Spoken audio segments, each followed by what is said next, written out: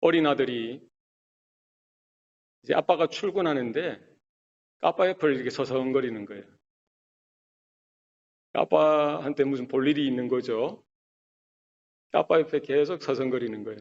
아빠가 왜 그러냐 이러니까 아빠 오늘 저녁에 집에 오실 때 아이스크림 케이크를 꼭 사오세요. 나 그거 먹고 싶어요. 출근하는 아빠 앞에 이렇게 해같이 맑은 얼굴로 그 어린 아들이 이야기하니까 눈에 넣어도 안 아플 그 자녀 아니겠어요? 알았다 이놈아. 집에 올 때, 퇴근하고 집에 올 때 사오마 이렇게 했어요. 아들이 아침부터 이제 신났어요. 얼마나 신이 났겠어요. 유치원 갔다 와서도 누구 기다립니까? 아빠 기다리는 거예요. 사실은 뭐를 기다리는 거예요? 아이스크림 케이크를 기다리는 거죠. 시간을 보고 아빠가 언제 오시나. 띵동! 누가 제일 먼저 달려나갑니까? 이 어린 아들이 쫓아가서 아빠가 이제 문 열고 들어오시는데 손에 아이스크림 케이크가 있습니까? 없습니까? 없어요. 아빠를 보고 손을 보는데 없는 거예요. 으아! 울죠. 네? 그렇게 약속을 했는데. 그런데 나중에 알고 보니까 아빠가 아들을 놀래키려고 이 뒤에다가 이제 숨겨놓고는 없는 걸 보여준 거예요. 우는 아들한테 자, 여기 있다.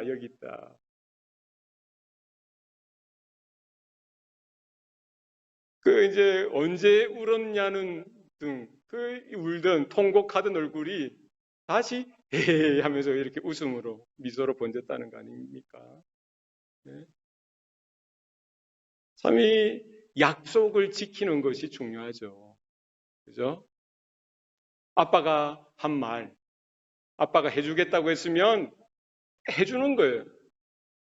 그러면 그 아들의 마음에 뭐가 있는 거예요? 네? 기쁨이 있죠. 행복함이 몰려오죠. 야, 아빠가 나를 이렇게 사랑하시는구나. 아빠가 나를 이렇게 생각하시는구나. 아, 나는 사랑받는 아이구나. 행복한 거예요. 그게 뭐라고? 그 조그만한 아이스크림 케이크, 그 어린아이의 마음에 위로를 주고, 기쁨을 주고, 행복을 주더라.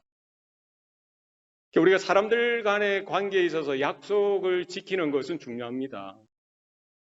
어떤 약속은 좀 큰 약속이 있고 작은 약속이 있을지라도 모든 약속은 중요하다는 거예요. 우리가 생각할 때 중요한 약속은 지키고 사소한 약속은 뭐 그냥 적당히 그거 아닙니다. 어떤 약속이든지 내 말로 뱉었으면 지켜야 되죠. 그래야 그 관계 가운데 약속이 이루어짐으로 인해서 뭐예요? 기쁨이 있고요. 만족감이 있고 행복이 있고요. 안정감이 생기는 거죠. 그런데 우리가 살다 보면은 약속을 잘 지키는 사람이 있는가 하면은요. 약속을 잘 못 지키는 사람도 있더라는 거예요. 어떤 경우는 약속을 지키는 듯 하다가 또 약속을 안 지키는 경우도 있어요. 사람마다 좀 약간 다를 수 있죠. 근데 어떤 경우에는 진짜 상황이 너무 힘들어져서 약속을 못 지킬 때도 있어요. 문제가 너무 힘들어져가지고 정말 지켜야 되는데도 그걸 아는데도 불구하고 내 능력이 안 돼서, 그죠? 내 형편이 안 돼서 못 지킬 때도 있더라. 그게 이제 우리 사람들 사이에 한계죠. 약속을 지켜야 되는 것을 알지만 상황 때문에, 환경 때문에, 문제 때문에, 내 안에 여러 가지 이런 형편 때문에 못 지키는 것. 어쩔 수 없는 그런 상황이 또 나타나게 되더라는 것이죠. 우리 사람들 안에는 그와 같은 연약함이, 그와 같은 한계가 있더라는 것이죠. 성경에 보면은요, 우리 하나님은 언약의 하나님이십니다. 믿으십니까? 하나님은, 바꾸어 말하면 하나님은 약속의 하나님이시라는 거예요. 그래서 우리가 어떻게 그 하나님의 약속을 알 수 있습니까? 성경에 나와 있어요. 창세기부터 계시록까지 모든 성경은 하나님의 언약입니다. 하나님의 약속이에요. 우리 사람은 정말 피치 못해서 어쩔 수 없이 지키지 못할 때도 있습니다. 그런 일들이 비일비재하죠. 그러나 하나님은 전지전능하신 분이시기 때문에 하나님은 스스로 뱉은 말에 시건치 아니하시는 분이십니다.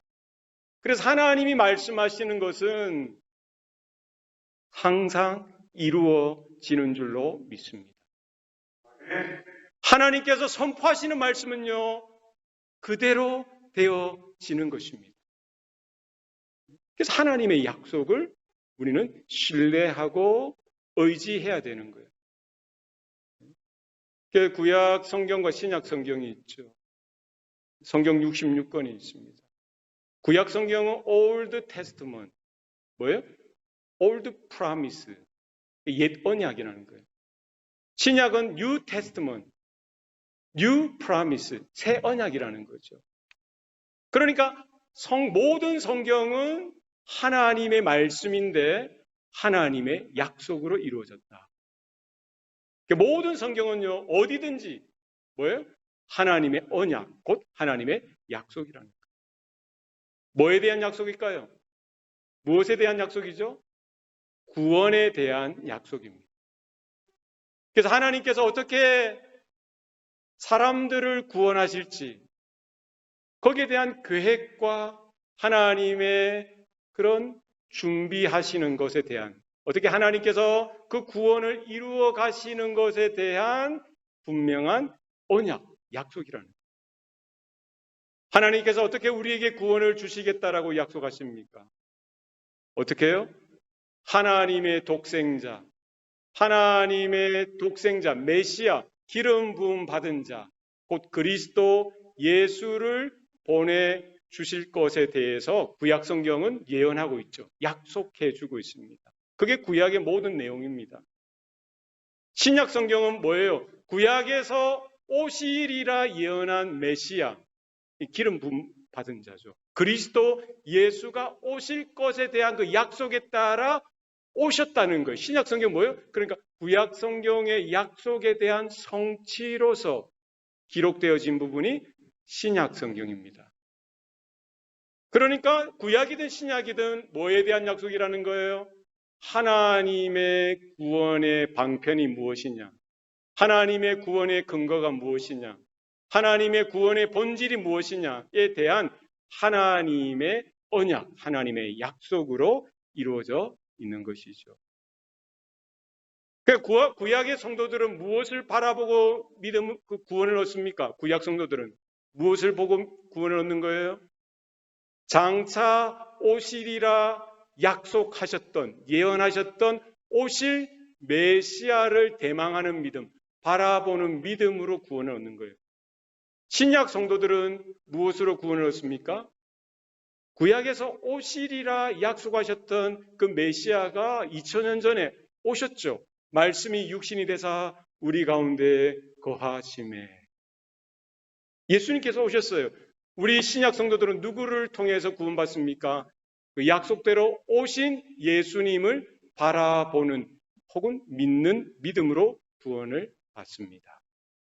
결국 구약이든 신약이든 모든 인생들은 무엇을 통해서 구원을 받아요? 하나님의 언약을 통해서, 하나님의 말씀을 통해서, 하나님의 약속을 통해서 구원을 받는 것이죠. 그래서 우리가 성경을 볼 때요, 그냥 뭐 사람이 쓴 글, 이 정도로 봐서는 안 되는 거예요. 모든 성경은 하나님의 감동으로 되어졌다 했어요. 하나님의 성령께서 감화 감동하셔서 하나님의 약속으로, 하나님의 언약으로 택한 자녀들에게 주신 거예요. 그러니까 우리가 하나님의 말씀을 볼 때는 하나님의 약속으로 받아야 돼요. 그죠? 어린 아들이 아빠의 말 한마디를 듣고 그 약속을 받아서 하루 종일 누구를 기다렸어요? 오실 아빠, 퇴근해 오실 아빠를 기다리고 시간을 보고 지루하게 그 시간을 때웠다는 거 아니겠어요? 네? 우리가 아빠로서 자녀들에게 했던 약속을 다 지켜야만 되는데요. 우리가 연약해서 지키지 못할 때가 있었어요. 저도 많은 것 같아요. 하나님 앞에 죄송할 따름입니다. 우리 인간은 그렇습니다. 우리 수준이 그렇다는 거예요. 그러나 하나님 아버지는 전지전능하신 하나님이시기 때문에 하나님이 하셨던 약속은 언제든지 즉시로 이루어질 때도 있지만 언제든지 하나님의 시간표에 따라서 이루어진다. 그 약속을 여러분 마음에 받으시길 바랍니다. 오늘 시편 2편은 다윗이 기록한 글입니다. 시죠. 다윗의 시입니다. 다윗이 성령의 감동을 받아서요. 하나님께서 성령으로 다윗을 품어주시고 감화해주시고 감동케 하셔서 하나님의 그 약속을 오늘 다윗은 받아서 시로 이렇게 표현하고 고백하고 있는 것이지요. 그러니까 이 오늘 시편 2편은 제일 먼저 누가 누구에게 주신 약속입니까? 누가 누구에게 주신 약속이에요? 하나님께서 다윗에게 주신 약속입니다. 뿐만 아니라 오늘 시편 2편은 특별히 메시아시라고 해요. 장차 오실 메시아에 대해서 분명한 약속으로 기록해 놓은 글입니다. 장차 오실 메시아께서 어떻게 이 세상을 구원하실 것인지에 대한 그 구원에 대한 예언이자 약속으로서 오늘 시편 2편은 기록되어져 있는 것이죠. 그래서 하나님께서 먼저 누구에게 약속해 주셔서요? 다윗에게 약속해 주셨습니다. 오늘 본문이 이렇습니다. 내게 구하라. 내가 이방 나라를 내게 내 유업으로 주리니 내 소유가 땅끝까지 이르리로다. 누가 지금 말씀하시는 거예요? 하나님께서 다윗에게 말씀하시는 거예요. 지금 이스라엘의 왕인 다윗에게 하나님은 임재하셔서 성령의 감동하심으로 그에게 말씀하셨던 거죠. 내게 구하라. 내가 이방 나라를 내 유업으로 주리니 내 소유가 땅끝까지 이르리로다. 이방 나라가 어떤 나라입니까? 이방 나라는 하나님과 관계 없는 사람들이에요. 하나님의 은혜를 모르는 자들입니다. 하나님의 구원과 관계 없는 사람들이에요. 그러니까 이스라엘이 그 팔레스타인, 가나안 땅에 거주하기 시작한 이후로 줄곧 이방 족속들은 그 이스라엘에게 늘 언제나 가시처럼 찌르고 심심하면 와서 때리고 괴롭히고 문제를 일으키고 약탈하고 전쟁을 일으키고 늘 언제나 이스라엘을 괴롭혔던 존재죠. 그러면서 하나님을 인정하지 않고 하나님을 향해서 대적하고 무시하고 했던 존재들입니다. 얼마나 다윗에게 성가신 존재들이었겠어요. 원수들이죠. 얼마나 이스라엘 민족에게 목의 가시처럼 늘 언제나 걸리게 하고 넘어지게 하고 아프게 하고 상처나게 하고 괴롭히는 갈등을 일으키고 문제를 일으켰던 존재들이 바로 이방 나라 그 사람들이죠. 그런데 하나님께서는 다윗에게 무엇을 지금 약속하시는 거예요? 무엇을 약속하시는 거예요? 그 이방 나라들을 너의 유업으로 내가 주겠다. 그걸 구하라는 거예요. 지금 하나님께서 다윗에게 약속을 뭘 주시는 거예요? 그 이방 나라, 원수의 나라, 정말 감당할 수 없었던 그 문제 덩어리, 목에 가시처럼 찌르는, 나를 아프게 하는, 우리 민족을 괴롭혔던 그 존재들을 뭐예요? 오히려 뭘 주겠다는 거예요? 너의 유업이 되게 해서 내 소유가 되게 하겠다는 거예요. 이스라엘을 다스리고 통치할 뿐만 아니라 그 모든 이방 나라를 다윗의 왕권 아래 복종시키고 다윗의 유업이 되게 하고 이스라엘의 유업이 되게 하고요. 이스라엘의 소유, 곧 하나님의 소유가 되게 하시겠다는 거예요. 문제가 해결되어지는 거예요. 그렇죠? 실제적으로 이 약속이 다윗 때에 이루어지죠. 그죠? 이스라엘의 왕들을 우리가 보면은요, 다윗이 왕으로서 재직했을 때가 이스라엘이 가장 부국하고 부강했던 때입니다. 가장 많은 그 지역들을, 영토들을 확장하고 차지할 때가 바로 다윗이 왕으로 재직할 때였던 것이죠. 하나님께서 다윗에게 약속으로 주셨고요. 이것을 구하라. 그 약속이 성취되어졌던 것이죠. 오늘 본문에 보면은요, 이 유업이라는 단어가 나오죠. 유업. 유업이 뭐예요? 유업. 내게 구하라. 내가 이방 나라를 내 유업으로 주리니. 이 유업이 뭡니까? 유업. 영어로 보면은 inheritance.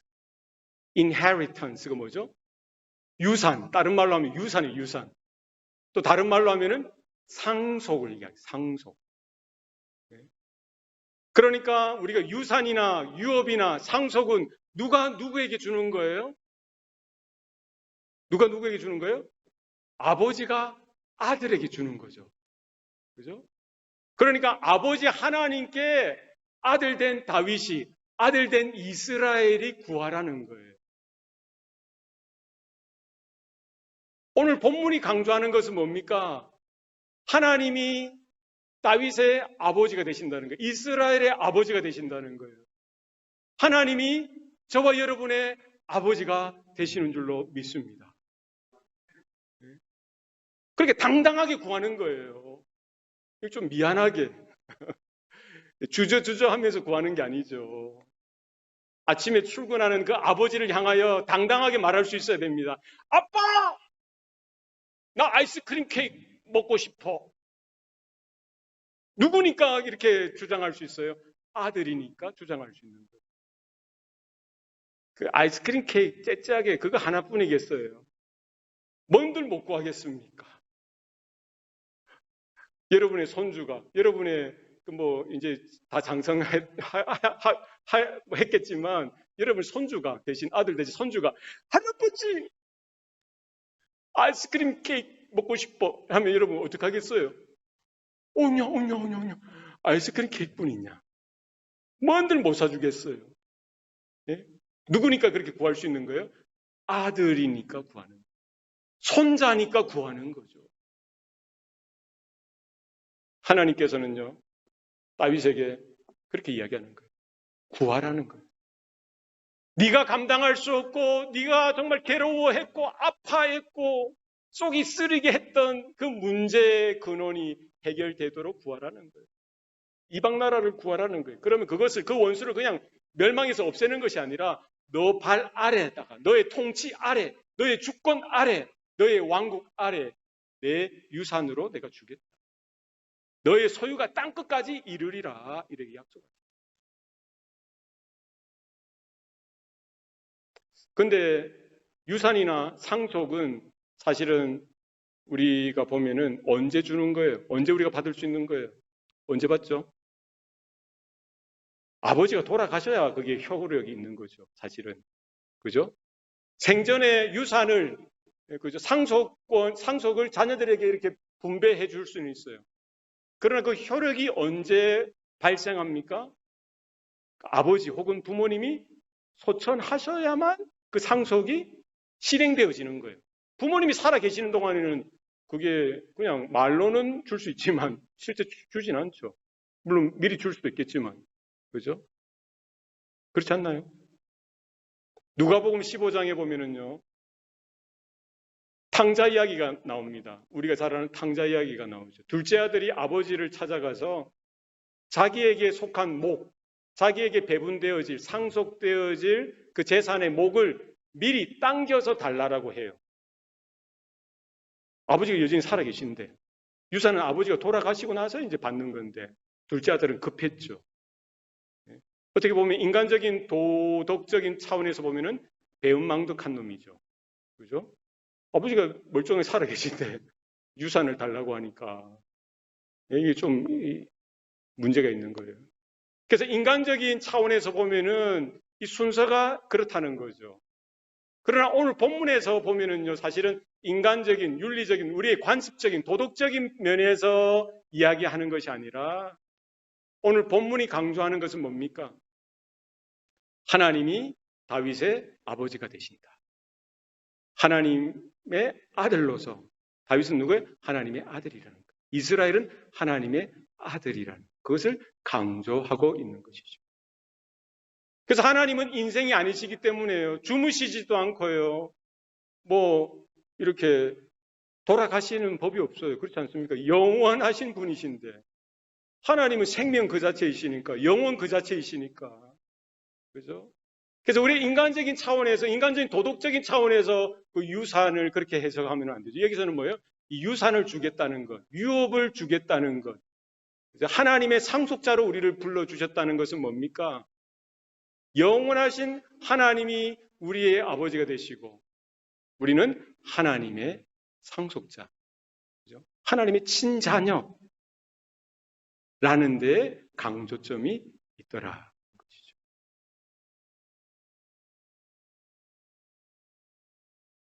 오늘 우리가 잘 자세하게 봐야 되는 부분은요. 하나님이 분명히 약속을 해주셨고 그리고 그 언약에 따라 그 약속에 근거해서 아버지 되신 하나님께 구하라. 여기에 대해서 말씀하고 있는 거죠. 그죠? 이미 주신 약속인데 그것으로 끝이 아니라 뭐예요? 다윗에게 원하시는 건 뭡니까? 다윗에게 원하시는 것은 그 약속을 근거로 해서 아버지 되신 하나님께 당당히 구할 것을 하나님은 말씀해 주고 있습니다. 오늘 우리 가운데에도 이와 같은 기도가 있기를 소원합니다. 우리의 기도의 근거는 무엇입니까? 우리의 기도의 핵심은 무엇입니까? 하나님이 내 아버지가 되십니다. 나는 그분의 자녀다. 믿습니까? 기도하면서 날마다 여러분 확인하시기 바랍니다. 여기에 대한 의심이 있다든지 여기에 대한 확신이 없으면요 담대한 기도를 할 수 없죠. 하나님이 내 아버지이신데 아빠 나 이거 먹고 싶어요. 이거 하고 싶어요. 아빠 약속하셨던 거 있잖아요. 그 약속을 우리는 신약성경, 구약성경을 통해서 우리는 찾아보고 그 약속대로 하나님이 세트로 준비하셨잖아요. 이미 약속을 다 주셨어요.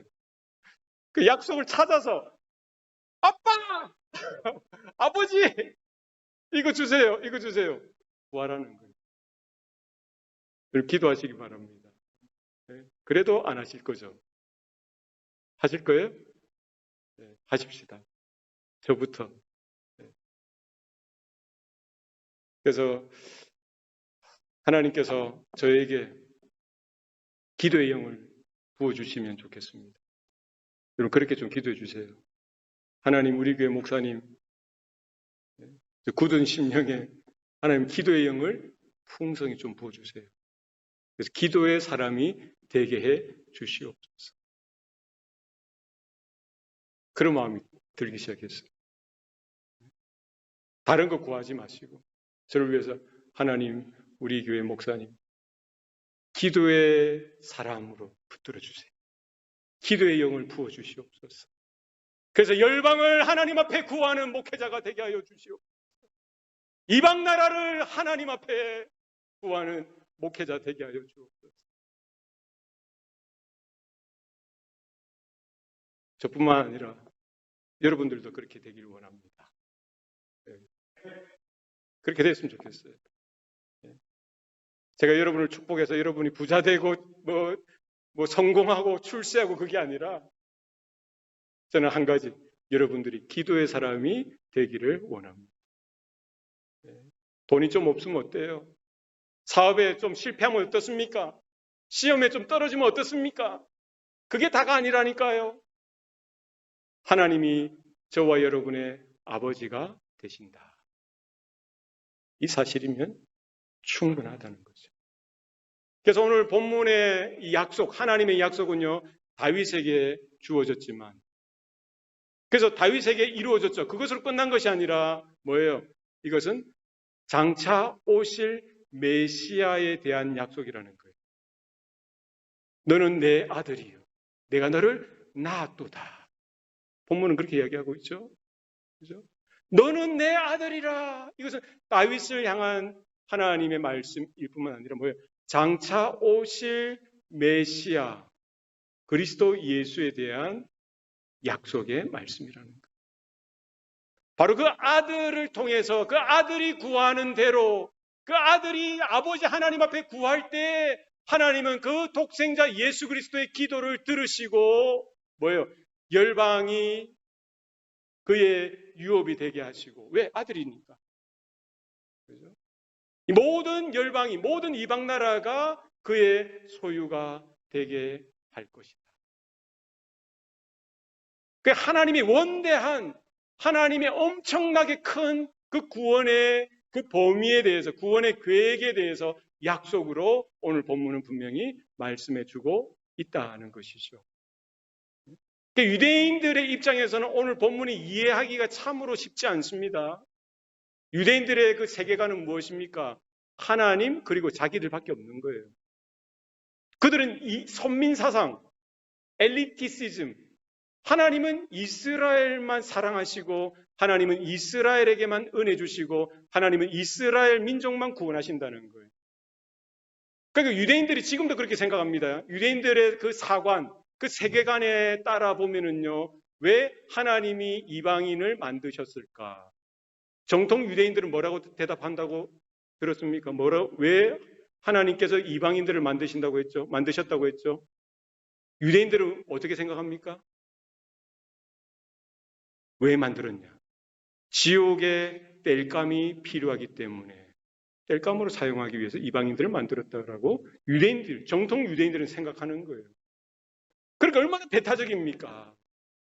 자기들만 하나님의 백성이고 자기들만 하나님의 은혜를 받고 자기들만 하나님의 약속을 받았고요. 하나님의 구원을 받은 혹은 받을 민족이라고 지금도 생각하는 거예요. 그러니까 유대인들이 오늘 본문을 보면은 이해하기가 쉽지 않은 거죠. 내게 구하라. 내가 이방 나라를 내 유업으로 주리니 너의 소유가 땅끝까지 이르리라. 이 말씀은 뭡니까? 이방 민족, 이방 나라를 어떻게 멸망시키겠다는 그 말씀입니까? 아니죠. 그죠? 유업으로 주는 거예요. 유업은 뭡니까? 유산이죠. 상속이죠. 가장 좋은 겁니다. 그렇지 않습니까? 아버지가 물려주는 것 중에 제일 좋은 게 유산. 땅을 주든지 집을 주든지 돈을 주시든지 그처럼 귀중한 것을 주시는 거예요. 이방 나라가 지금까지는 이스라엘의 목에 가시 노릇을 했지만 괴롭히는 그 원수가 되었지만 하나님께서 하나님의 구속의 섭리와 역사 가운데 그 이방 나라를 하나님의 유산으로서 너에게 복으로서 주시겠다는 거예요. 내 소유가 되게 해주시겠다는 거예요.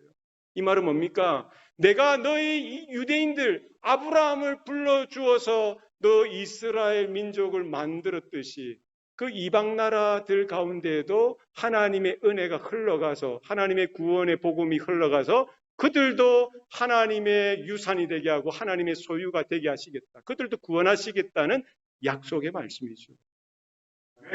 이를 위해서 메시아가 오셨어요. 여러분 로마서를 읽어보시고 갈라디아서를 읽어보세요. 하나님이 어째 유대인들만의 하나님입니까? 어떻게 이스라엘만의 하나님이 될 수가 있습니까? 어찌 하나님이 이스라엘만의 하나님이뇨? 헬라인의 하나님은 되지 않느냐? 이방인들의 하나님은 될 수가 없느냐? 하나님은 만유의 주십니다. 하나님의 형상을 입고 태어난 모든 인생들, 그들의 생명의 근원이 되시고요. 생명의 주인이 되십니다. 그렇게 따지다 보면은요, 아브라함이 언제부터 유대인이었습니까? 언제부터 이스라엘이었습니까? 그것도 갈대아 우르에 우상을 팔면서 우상 장사하면서 그 이방인들 속에서 살았던 존재 아니었습니까? 그것도 처음에는 이방인이었어요. 하나님이 선택하여 불러주시니까 거룩한 존재가 되었고요. 구별되어진 존재가 되어진 거죠. 그렇죠. 누가 거룩하게 합니까? 누가 의미 있는 인생으로 만듭니까? 누가 행복한 인생으로 만듭니까? 하나님이 아시고 선택하여 지명하여 부르시면은요, 특별한 존재가 되어지는 겁니다. 저와 여러분도요, 이 약속의 말씀이 없었다면은 그냥 이방인으로서 하나님과 전혀 관계없이 그냥 죄에서 태어나서 죄를 먹고 마시면서 그렇게 적당히 살다가요, 죽어서 하나님의 그 진노의 심판에 따라 영원히 타는, 영원히 꺼지지 않는 그 불못에 들어갈 수밖에 없는 존재죠. 그죠? 그런 우리들을 오늘 약속의 말씀을 통해서, 그죠? 내가 이방 나라를 내 유업으로 주리니 너의 소유가 땅끝까지 이르리라. 이를 위해서 이스라엘은 열방의 구원을 위한 통로로서 먼저 부름받은 것입니다. 그 차이예요. 그죠? 이스라엘은 열방의 빛으로서 먼저 부름받은 겁니다. 먼저 선택받은 거예요. 그것으로 끝나서는 안 되죠. 그 이스라엘을 통하여 뭐예요? 그 복된 약속의 말씀이 이방으로, 열방으로 뻗어가야 되는 거예요. 여기에 대한 약속의 성취로서, 약속의 완성으로서 누가 오신 거예요? 오시리라 약속되어진 예수 그리스도께서 오셨습니다. 예수님께서 이렇게 말씀하시죠. 인자가 온 것은 잃어버린 양을 찾아 구원하려 함이니라. 잃어버린 양이 누구입니까? 그 이스라엘 안에도 있을 것이고요. 이방 나라들, 우리가 이름조차 모르는 그 민족들 구석구석 가운데 잃어버린 양들을 주님은 찾으러 오셨다. 찾아서 구원하러 오셨다라고 분명히 말씀합니다. 주님께서 공생애를 다 마치 갈 때 이제 십자가를 지시기 전에 그 제자들에게 뭐라고 또 약속하시고 명령까지 하셨습니까? 이 천국 복음이 모든 민족에게 증거되기 위하여 온 세상에 전파되리니 그제야 끝이 오리라. 주님의 분명한 약속으로 여러분 받으시길 바랍니다.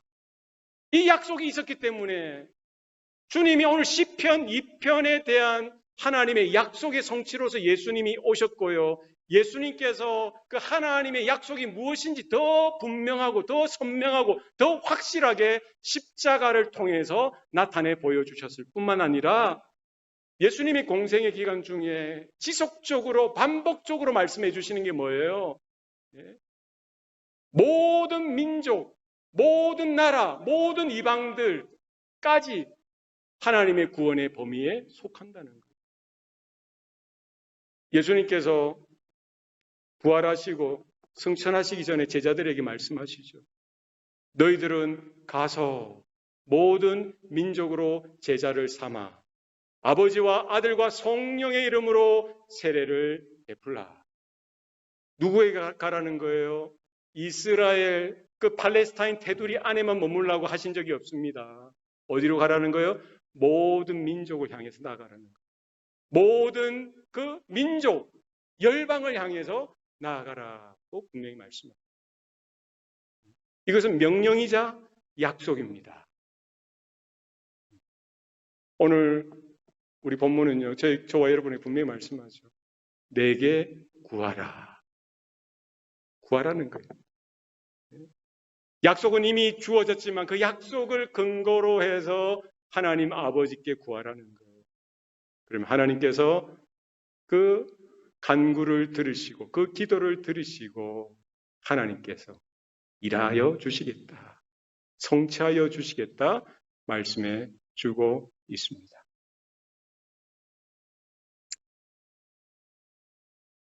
오늘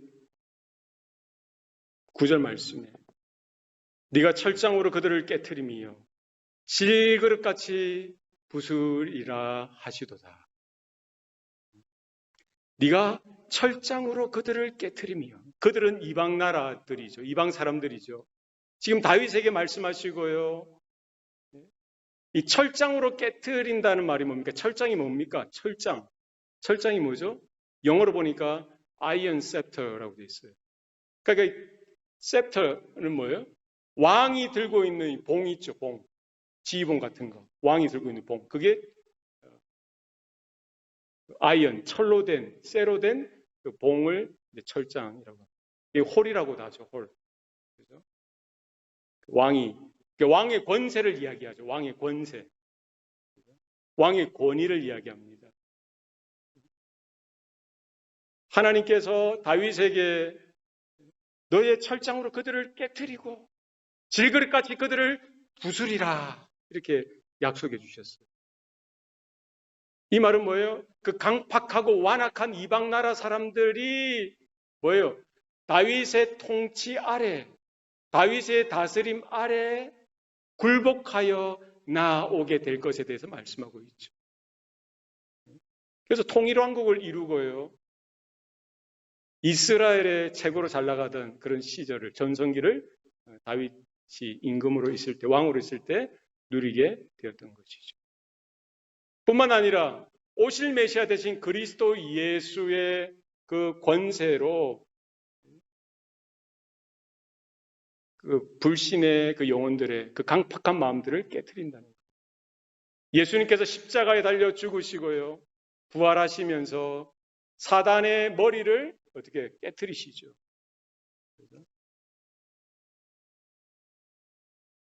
십자가의 권세로 어둠의 세력을 깨트리시는 줄로 믿습니다. 저도 이방 나라였죠. 이방 민족이었죠. 나의 강팍했던 마음들, 나의 완악한 마음들, 나의 굳은 마음을 누가 깨트려 주셔야 되는 거예요? 하나님의 권세가. 하나님의 복음의 능력이, 복음의 권세가 선포되어질 때, 그 복음을 듣고 말씀을 들을 때 하나님께서 그 굳은 마음도 깨트려 주시는 거예요. 복음이 들어가게 하고 하나님의 말씀이 들어가게 하고 하나님의 은혜가 들어가게 하고 하나님의 구원이 이루어지도록 역사하신다는 것이죠. 하나님의 말씀이 권세인 줄로 믿습니다. 주님의 십자가의 복음이 권세인 줄로 믿습니다. 이 파워, 다이너마이트와 같은 파워가 하나님의 말씀에 있다는 거죠. 그래서 하나님의 말씀은 살았고 운동력이 있어 좌우의 날선 어떤 것보다 예리하여 영과 혼과 및 관절과 골수를 찔러 쪼개기까지 한다라고 성경 분명히 말씀합니다. 이방 나라는 얼마나 견고한 사람들입니까? 얼마나 강팍했던 사람들입니까? 찔러도 바늘 하나 들어가지 않을 법한 강팍했던 그 마음 안에 어떻게 변화시킬 수 있겠어요? 어떻게 설득시킬 수 있습니까? 어떻게 하나님의 말씀을 듣고 변화시킬 수가 있겠어요? 사람이 어떻게 논리로서 어떤 프레젠테이션을 잘해서 설명을 잘해서 어떤 사람을 여러분 전도할 수가 있겠습니까? 못합니다. 네. 그죠? 했으면 벌써 했죠. 안 돼요. 누가 하시는 겁니까? 하나님의 말씀.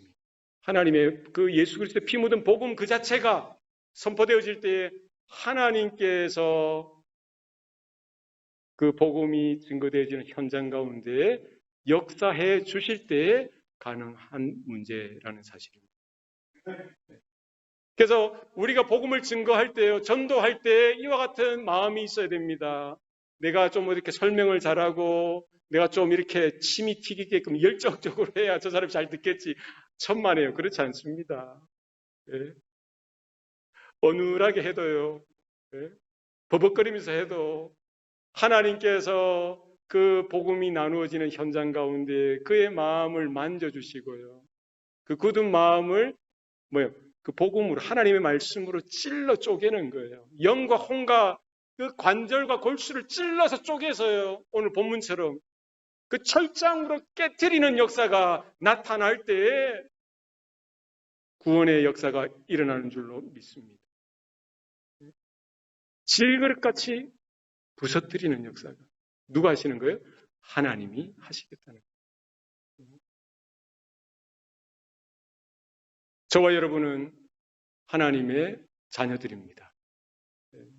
이 사실에 대해서 날마다 확인하고 확신하면 좋겠어요. 하나님이 누구이십니까? 나의 좋은 아버지 되십니까? 믿습니까?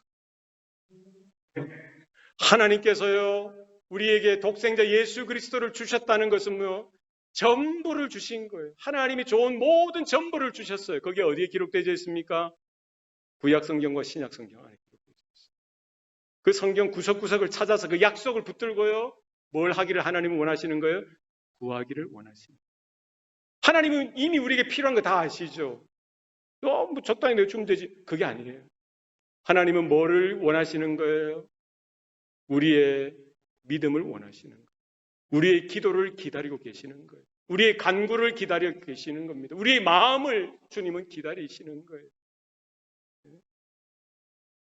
마치 어린아이가 그 아빠를 향하여 혹은 엄마를 향하여 엄마, 아빠 해주기를 원하는 거죠.